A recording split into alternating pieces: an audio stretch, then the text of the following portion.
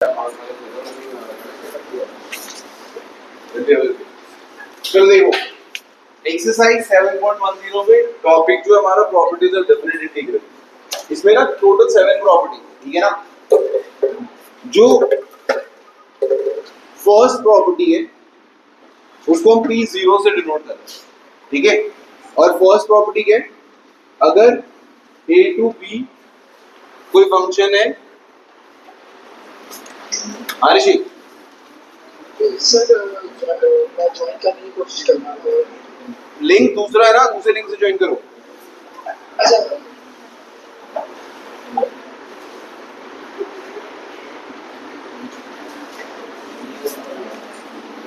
a to b अगर कोई function है f of x dx, और या फिर a to b f of t dt, इन दोनों का एक ही मतलब है। जैसे फॉर एग्जांपल अगर हमें इंटीग्रेट करना है 1 से लेके 2 तक एक्स स्क्वायर को, और आप या फिर 1 से लेके 2 तक इंटीग्रेट करो टी स्क्वायर, दोनों का ही सेम आंसर है ना। तो अगर सेम फंक्शन है विद सेम लिमिट, तो जैसे अगर सपोज इसको आई से रिप्रेजेंट कर रहे हो, जो दूसरा फंक्शन होगा इन टर्म्स ऑफ टी उसको भी आई से रिप्रेजेंट कर सकते हो, ठीक है ना। अब एक्चुअली में ये प्रॉपर्टी बहुत रेयरली यूज होगा, मतलब इस पे बेस कोई डायरेक्ट क्वेश्चन होगा ही नहीं, किसी क्वेश्चन में किसी पार्ट पे यूज हो जाएगा, ठीक है ना। सेकंड प्रॉपर्टी को हम P1 से डिनोट करते हैं। सेकंड प्रॉपर्टी है a टू b अगर कोई फंक्शन है f of x dx, अगर हम लिमिट्स को इंटरचेंज करें, है ना, अगर मैं इसको b टू a लिखूं तो तुम्हारे हिसाब से क्या चेंज आना चाहिए? एग्जैक्ट, बस माइनस साइन का डिफरेंस है। ऑब्वियसली जब आप इंटीग्रेट करते हो तो पहले अपर लिमिट माइनस लोअर लिमिट लगाते हैं, यहाँ पे अगर हमने उसको इंटरचेंज किया तो बस बाहर माइनस साइन लगा दो, तो दोनों का सेम ही आंसर है। तो इन टोटल 7 में से 2 प्रॉपर्टीज तो ये है जिस पे बेस डायरेक्टली कोई क्वेश्चन आएगा, राइट। इसके बाद की जो प्रॉपर्टीज है उन पे बेस डायरेक्ट क्वेश्चंस हो सकते हैं, है ना। तो जैसे थर्ड प्रॉपर्टी है जिसको आप P2 से डिनोट करो। थर्ड प्रॉपर्टी क्या है, a टू b अगर कोई फंक्शन है f of x dx, ठीक है, और a और b के बीच में कुछ नंबर्स लाई कर रहे हैं, तो हम इसको स्प्लिट कर सकते हैं। और आप इसको स्प्लिट करके, जैसे अगर a और b के बीच में कोई नंबर c है, तो आप इसको ऐसे लिख सकते हो, a to c f of x dx plus c to b f of x dx, and then we further integrate. लेकिन अब ऐसे देखने में जनरल फॉर्म में ही लगता है कि हम यहाँ पे बेसिकली क्या कर रहे हैं, एक क्वेश्चन का 2 बना रहे हैं, बट ये प्रॉपर्टी जिसमें लगाओगे वो बिना प्रॉपर्टी के हो ही नहीं सकते, ठीक है ना। अभी मैं एग्जांपल समझाऊंगा तो आपको समझ में आएगा कि किस टाइप की क्वेश्चन है। इसको नोट डाउन करिएगा। क्या कह रहे हो इसी यार, तुम अपना माइक सही कराओ यार, कुछ समझ नहीं आता तुम क्या बोलते हो, हमेशा में तुक्के में। ओके, अब इस थर्ड प्रॉपर्टी पे बेस्ड जो क्वेश्चंस हो सकते हैं वो क्वेश्चन देखो आप।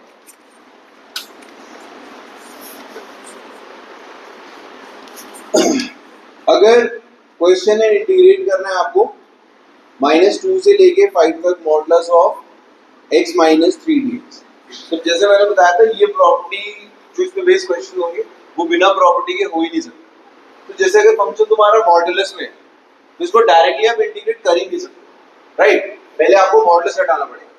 तो अब ये देखो कि इसकी लिमिट कहां से कहां तक है, -2 से 5 तक, -2 से लेके 5 तक इंटीग्रेट कर, इसका क्रिटिकल पॉइंट कितना होगा 3, तो यहाँ पे बीच में कहीं पे आ गया 3, तो यानी कि फंक्शन 2 पार्ट्स में इंटीग्रेट होगा, -2 से 3 तक और 3 से 5 तक। अब -2 से 3 में किस फंक्शन को इंटीग्रेट करेंगे, तो -2 और 3 के बीच में कोई एक नंबर ले लो।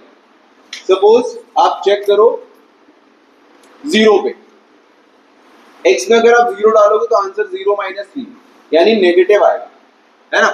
तो ये फंक्शन बनेगा माइनस ऑफ x माइनस 3। फिर 3 और 5 के बीच में सपोज आप चेक करो 4 पे, तो 4 - 3 आंसर 1 आया, पॉजिटिव, बिना मॉडुलस की चेक करना है, ठीक है ना। तो 3 और 5 के बीच में जो फंक्शन बनेगा that is x minus, correct. अब आप इंटीग्रेशन जो करोगे -2 से लेके 3 तक माइनस ऑफ x माइनस 3 को प्लस 3 से लेके 5 तक पॉजिटिव x माइनस 3। इसको तो इंटीग्रेट करना आता है आपको, इंटीग्रेट करोगे फिर upper limit minus lower limit. आई बात समझ में? इसको 0 से कंपेयर करके, ठीक है? ओके, एक और एग्जांपल देखो यहाँ पे। अब अगर सपोज क्वेश्चन होता -3 से लेके 4 तक modulus of x square minus 4,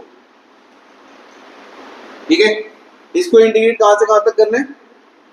-3 से, इसके क्रिटिकल पॉइंट्स कितने होंगे? एक्स स्क्वायर माइनस 4 को 0 से कंपेयर करोगे तो दो क्रिटिकल पॉइंट्स हैं, -2 एंड प्लस।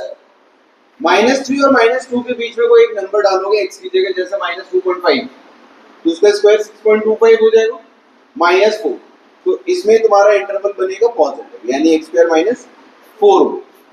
-2 एंड 2 के बीच में कोई नंबर डालो 0, आंसर नेगेटिव आएगा, तो minus of x square minus 4, और 2 और 4 के बीच में कुछ डालेंगे तो अगेन पॉजिटिव, राइट? तो ये तीन इंटरवल्स में डिवाइड हो जाएगा। और इंटीग्रेट कैसे करोगे? -3 से लेके -2 तक positive x square minus 4 dx को, -2 से 2 तक minus of x square minus 4 dx को, प्लस 2 से लेके 4 तक x स्क्वायर माइनस 4 dx को। नॉर्मली इंटीग्रेट अपर limit minus lower limit. Clear है? एक और एग्जांपल। अब अगर सपोज इस टाइप का क्वेश्चन है बट एक से ज्यादा एक्सप्रेशन, मान लो 0 से लेके 4 तक इंटीग्रेट करना modulus of x minus 1 plus modulus of x minus 2 को, तो अब इस क्वेश्चन को करने के दो तरीके। पहला तरीका सिंपल है, आप इसको दो क्वेश्चन बना लो। पहला क्वेश्चन हो गया 0 से 4 तक modulus of x minus 1 dx, जैसे हमने ये किया वैसे कर लोगे, प्लस 0 से लेके 4 तक modulus of x minus 2 dx, same जैसे ये किया वैसे कर देंगे। दूसरा तरीका ये होता है कि आप एक ही बार में इसको एक्सप्रेस कर, मतलब लाइक एक तरीका तो ये हो गया, दूसरा ये कि आप एक ही बार में इंटरवल बनाओ, 0 से लेके 4 तक चाहिए। क्रिटिकल पॉइंट्स क्या क्या है इसके? 1 एंड 2, 1 2, 0 से लेके 1 के बीच में। अब आपको ना ये जैसे हम 11th में करते थे रीडिफाइन वाला, कुछ इस तरीके से करना पड़ेगा। 0 और 1 के बीच में कोई एक नंबर लो, जैसे 0.5 लेंगे, 0.5 लेंगे तो नेगेटिव आएगा और ये भी नेगेटिव आएगा, तो इसके बीच में जो एक्सप्रेशन बनेगा minus of x minus 1 minus of x minus 2, ठीक है ना? सिंप्लीफाई करोगे -x plus 1 minus x plus 2, तो यानी -2x प्लस 3 बन गया। यानी यहां से यहां तक जो इंटीग्रेट करना है आपको 3 माइनस 2x को करो, ठीक है? 1 एंड 2 के बीच में कोई नंबर लो 1.5, ये पॉजिटिव आएगा और ये ब्रैकेट ओपन करोगे तो x कैंसिल हो गया, प्लस 2 माइनस 1, तो आंसर इज 1 ओनली, ठीक है?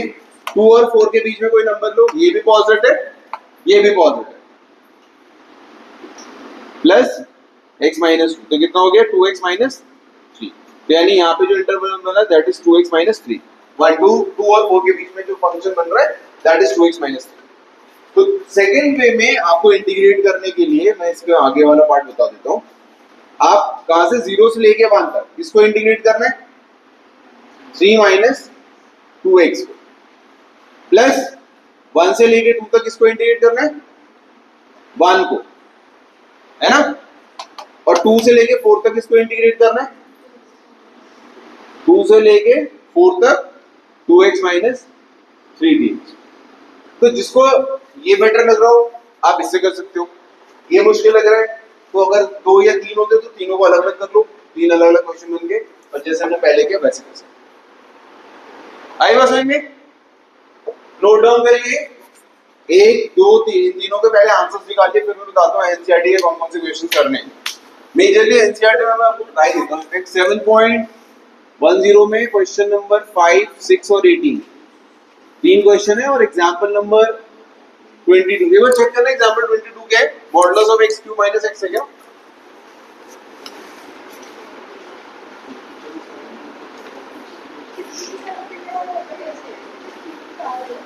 सॉरी एग्जाम्पल 28, ठीक है। और मिसलेनियस एक्सरसाइज का क्वेश्चन नंबर 31, मिसलेनियस का क्वेश्चन 31। अभी जो मैंने एक्सप्लेन किया इसमें ये क्वेश्चन है, ठीक है ना। पहले ये तीनों कंप्लीट करिए, फिर ये 5 क्वेश्चन,